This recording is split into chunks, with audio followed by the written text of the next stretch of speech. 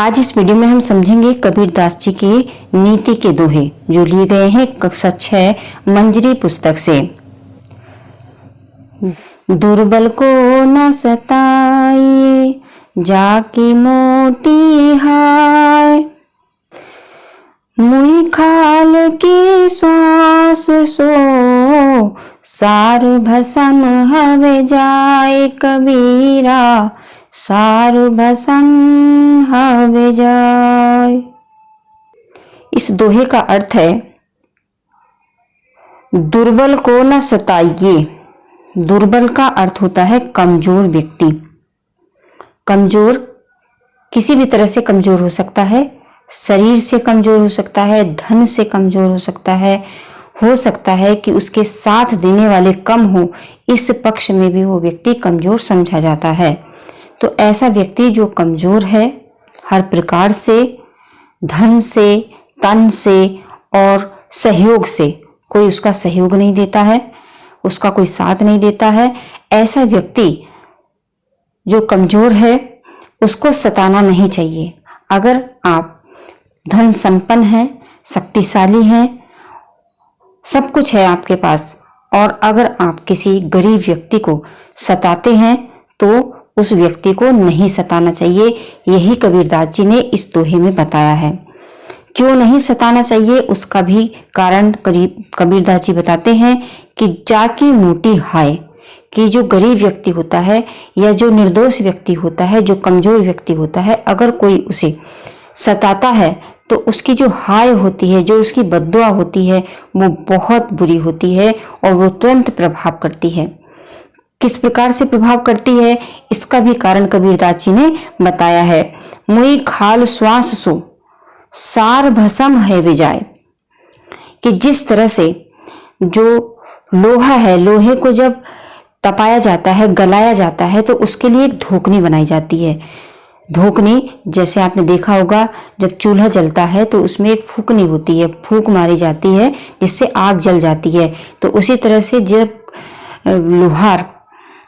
लोहार जो होते हैं, जब अब लोहे को तपाते हैं तो उनके पास भी एक पशु के खाल से बनी हुई धोकनी होती है, और वो उसमें जब हवा छोड़ते हैं तो उस हवा से क्या होता है कि इतना कठोर लोहा भी पिघल जाता है। तो यहाँ पर कबीरदास जी कहते हैं कि जब एक मरे हुए पशु की खाल से जब उसमें हवा छोड़ी जाती है, उससे एक लोहा गल जाता है, तो जो गरीब व्यक्ति होता है, जो उसकी सांसें होती हैं, जो उसकी आहें निकलती हैं, जब उससे कोई सताता है तो आपका भी उसी प्रकार से हाल होता है। मतलब गरीब व्यक्ति को नहीं सताना चाहिए, क्योंकि गरीब व्यक्ति की जो हाय निकलती हैं वो इतनी प्रभावशाली होती हैं कि वो सर्वनाश कर देती हैं। तो इसलिए कबीरदास जी ने कहा है कि दुर्बल को न सताइए जाकी मोटी हाय। दुर्बल को नहीं सताना है, उसकी जो हाय है, उसकी जो बद्दुआ है, वो बहुत ही प्रभावशाली होती है, एकदम असर करने वाली होती है। और उसी प्रकार से जिस प्रकार से एक कठोर लोहे को एक मरे हुए पशु की खाल से बनाई गई धोकनी गला देती है, उसी प्रकार से किसी की बद्दुआ, जो निर्दोष व्यक्ति है, अगर आप लेते हो तो वह भी आपका सत्यानाश कर डालती है। अब अगला दोहा है, मधुर वचन है औषधि कटु वचन है तीर, श्रवण द्वार हवे संचरे साले सकल शरीर कबीरा, साले सकल शरीर। कबीरदास जी कहते हैं कि मधुर वचन है औषधि। जो मीठा बोलता है ये किसी दवाई से कम नहीं है। कटु वचन है तीर, और जो कड़वे वचन होते हैं वो किसी तीर से कम नहीं है। तो यहाँ पर कबीरदास जी कहते हैं कि हमेशा मधुर वचन बोलने चाहिए, ऐसे वचन बोलने चाहिए कि सुनने वाले को दूसरे पर बहुत अच्छा प्रभाव पड़े, उसे खुशी मिले, उसका दिल खुश हो। और अगर आप कड़वे बोल बोलते हो तो ऐसे लगता है जैसे किसी ने दिल में तीर चुभा दिया हो। तो ये मीठे बोल बिना खर्चे के बोले जाते हैं। तो कबीरदास जी ने भी यही कहा है कि कड़वे बोल ना बोल करके हमें मीठे बोल बोलने चाहिए, क्योंकि मीठे बोल एक औषधि की तरह है, एक दवाई की तरह है जो बड़े बड़े रोगों को दूर कर देती है। एक अच्छी जो दवाई होती है वो बड़े बड़े रोगों को दूर कर देती है। उसी प्रकार से जो मीठे वचन होते हैं, मधुर वचन होते हैं, वह भी किसी के हृदय को शांति पहुंचा सकती हैं, सुख दे सकती हैं। लेकिन जो कड़वे वचन होते हैं वो एक तीर की तरह होते हैं जो आपके मुख से निकल करके दूसरे दिल को चुभा देते हैं, उसके दिल में छेद कर देते हैं और उसके जो कान होते हैं, कानों में भी वो पीड़ा देते हैं। और आगे कबीरदास जी ने कहा है कि जो कड़वे और तीखे जो वचन होते हैं वो ऐसे तीर के समान होते हैं जो तुम्हारे कानों से होते हुए यानी कानों से प्रवेश करते हैं और सारे शरीर को छेद डालते हैं। इसीलिए मीठी वाणी हमेशा बोलनी चाहिए, मधुर वचन बोलने चाहिए, क्योंकि इसमें कोई खर्च नहीं होता है ना। आप ऐसा बोलो कि दूसरे को सुनने वाले को भी अच्छा लगे और आपको भी अच्छा लगेगा। अगर आपने किसी का हृदय को प्रसन्न किया है तो आपको भी अच्छा लगेगा और जिससे आप बात कर रहे हो उसको भी अच्छा लगेगा। मीठी वाणी के बारे में कबीरदास जी ने अन्य दोहे में भी कहा है, ऐसी वाणी बोलिए मन का आपा खोए, औरन को शीतल करे आपहु शीतल होय कबीरा आपहु शीतल होय। कबीरदास जी ने कहा है कि हमेशा ऐसी वाणी बोलनी चाहिए जिससे आपका हृदय भी प्रसन्न हो और सुनने वाले का भी प्रसन्न हो। यानी जब आप अच्छा बोलते हो तो आप दूसरे को भी प्रसन्नता देते हो और अपने हृदय को भी प्रसन्नता देते हो।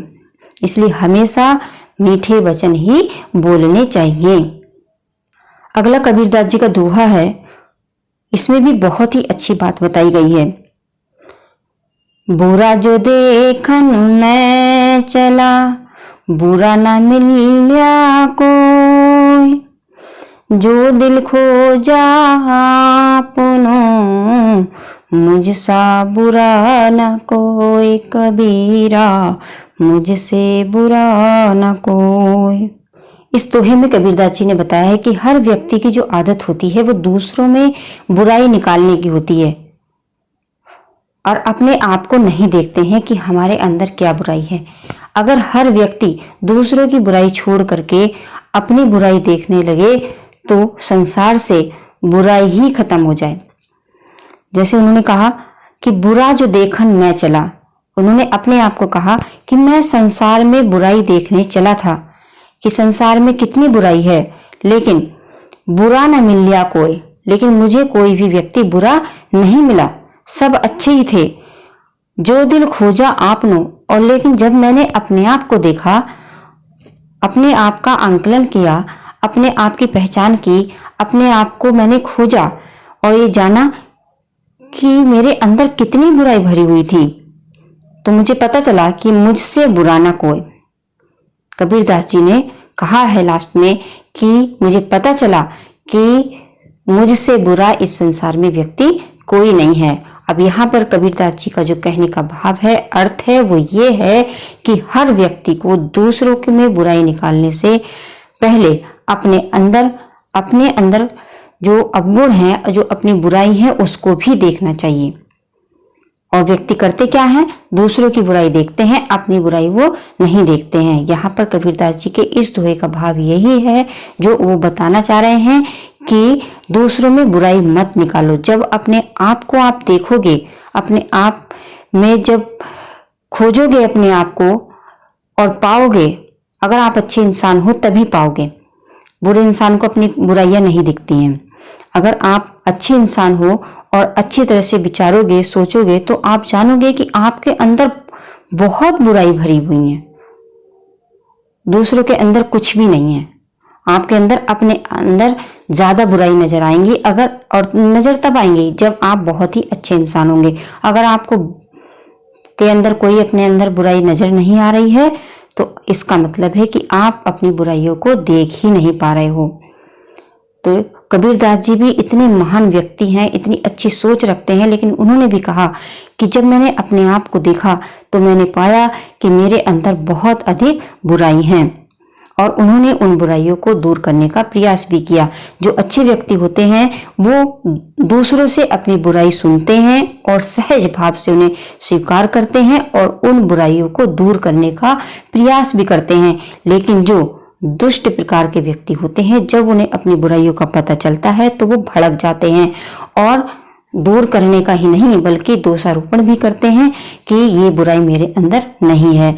तो यहाँ पर जो कबीरदास जी का भाव यही है कहने का इस दोहे में कि दूसरों की बुराई नहीं ढूंढिए, अपने आप को देखिए, आपके अंदर भी बहुत सारी बुराई होंगी, उन बुराइयों को दूर करिए। और जब हम अपने अंदर की बुराई को हर व्यक्ति दूर कर लेगा तो ये सारे संसार बुराइयों से मुक्त हो जाएगा।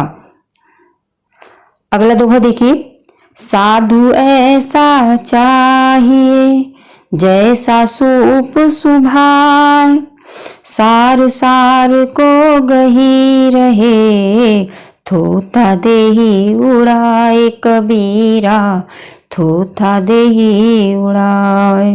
अब जैसा कि कबीरदास जी ने ऊपर के दोहे में कहा कि हमें दूसरों की बुराई नहीं देखनी चाहिए, अपने अंदर की बुराई देखनी चाहिए। अब इस दोहे में कबीरदास जी क्या कहते हैं कि साधु ऐसा चाहिए। साधु मतलब अच्छे व्यक्ति को क्या करना चाहिए, जैसा सूप सुभाए। सूप का अर्थ होता है बच्चों छाछ, जिससे फटकते हैं। आपने देखा होगा गांव वगैरह में जब चावल या गेहूं को साफ किया जाता है तो एक सूप होता है जिसे छाछ भी बोलते हैं, और उसमें डाल करके फटकते हैं तो जो कूड़ा कबाड़ा होता है वो छाछ के आगे आ जाता है और उसको फटकने वाला व्यक्ति बाहर फेंक देता है, और जो अच्छी साफ सुथरी चीज होती है वो पीछे कर लेता है। तो आप भी ऐसा ही करें। अगर आप अच्छे व्यक्ति हैं या जो सज्जन व्यक्ति होते हैं वो भी ऐसा करते हैं, सिर्फ अच्छी चीजों को ग्रहण करते हैं और बुरी चीजों को छोड़ देते हैं। जब आप किसी व्यक्ति से मिलते हो तो हर व्यक्ति में गुण भी होते हैं और अवगुण भी होते हैं। कोई भी पूर्ण सद्गुण नहीं होता है। पूरा जो सर्वगुण होता है वो ईश्वर होता है, इंसान नहीं होता है। हर इंसान में कुछ ना कुछ बुराइयां और अच्छाई जरूर होती है। तो आप उस व्यक्ति की जो अच्छाई है उसको ग्रहण कर लो और जो बुराई है उसको छोड़ दो। यही कबीरदास जी ने इसमें कहा है कि साधु ऐसा चाहिए जैसा सूप सुभाए। सज्जन को ऐसा होना चाहिए जैसे छाछ करता है, बुरे चीजों को बाहर निकाल देता है और अच्छी चीजों को ग्रहण कर लेता है। सार सार को गही रहे, थोथा देही उड़ाए। उन्होंने कहा कि जैसे सूप द्वारा अनाज को साफ किया जाता है तो सारी गंदगी बाहर निकल जाती है और सिर्फ अच्छा अनाज बच जाता है, हमें भी सूप से यही सीख लेनी चाहिए। अगली जो पंक्ति है दोहे की, अगला दोहा है, धीरे धीरे मना धीरे सब कुछ होए, माली सींचे सौ घड़ा, ऋतु आए फल होए कबीरा, ऋतु आए फल होए। धीरे धीरे रे मना, धीरे सब कुछ होए। इसका अर्थ है, कबीरदास जी कहते हैं कि संसार में कोई भी कार्य समय पर होता है। जैसे माली पेड़ को साल भर सींचता है लेकिन फल ऋतु आने पर ही लगते हैं। अर्थात हमें किसी भी कार्य के नतीजे के लिए इंतजार करना ही चाहिए। इसके लिए हमें धैर्य रखना चाहिए, क्योंकि माली सींचे 100 घड़ा, ऋतु आए फल होए। माली भी अपने पेड़ों को साल भर सींचता है और साल भर के बाद ही उसे फल मिलते हैं। वो ये सोचे कि मैंने आज ही पेड़ों को लगाया है और आज ही हमें फल मिल जाए, तो ऐसा नहीं होता है। इससे पहले कोई भी कार्य नहीं होता। अगर आप चाहो कि आपने एक पेड़ अभी लगाया और वो अभी फल देने लगे तो ऐसा नहीं होता है। उन्होंने कहा माली सींचे 100 घड़ा, यानी जैसे माली पेड़ को साल भर सींचता है, साल भर पानी देता है, लेकिन फल ऋतु आने पर ही लगते हैं। जब उसका समय होता है तभी उसमें फल आते हैं। इसका मतलब है कि हमें किसी भी काम के जो नतीजे का जो परिणाम होता है उसका इंतजार करना चाहिए, धैर्य रखना चाहिए कि जो कार्य हम कर रहे हैं उसका परिणाम अच्छा होगा तो समय आने पर अच्छा ही होगा। अब कुछ लोग ऐसे होते हैं कि जब वो कोई काम कर रहे होते हैं और उन्हें कोई फल नहीं मिल रहा होता है तो वो उस काम को बीच में छोड़ देते हैं कि बहुत दिन हो गए हमें इस काम को करते हुए, हमें कोई इसमें प्रतिफल या इसका कोई नतीजा या इसका कोई परिणाम नहीं निकल रहा है, तो वो उस कार्य को बीच में ही छोड़ देते हैं। तो कबीरदास जी ने ये कहा है कि आप काम करते रहिए, एक दिन जब समय आएगा तब आपका ये काम पूरा जरूर होगा और इसका परिणाम आपको जरूर मिलेगा। समय आने पर ही हर कार्य पूरे होते हैं। जैसे माली साल भर पेड़ों को सींचता है लेकिन उसमें फल तभी आते हैं जब उसका समय आता है। तो आज इस वीडियो में हमने कबीरदास जी के नीति के दोहे समझे। मुझे आशा है कि आप सबको ये दोहे अच्छी तरह से समझ में आ गए होंगे। अगली वीडियो में हम रहीमदास जी के दोहे समझेंगे। अगर ये दोहे आपको समझ में आए हैं तो वीडियो को लाइक करिए और अपने मित्रों के साथ शेयर करिए ताकि इस वीडियो का लाभ सभी को मिले। जो चैनल पर नए हैं चैनल को सब्सक्राइब भी कर लें ताकि अगली वीडियो का नोटिफिकेशन सबसे पहले आपके पास पहुंच जाए। तो वीडियो के अंत तक बने रहने के लिए आपका बहुत बहुत धन्यवाद। मिलते हैं किसी दूसरी वीडियो में।